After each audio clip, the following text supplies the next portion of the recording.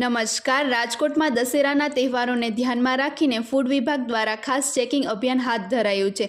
શહેરના મીઠાઈ અને ફરસાણ વેપારીઓ પાસે તંત્રએ તપાસ ચાલુ કરી છે.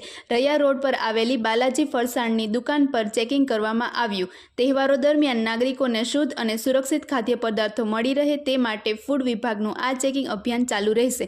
વધુ સમાચાર માટે જોડાયેલા રહો. RP Gujarat news, Rajkot.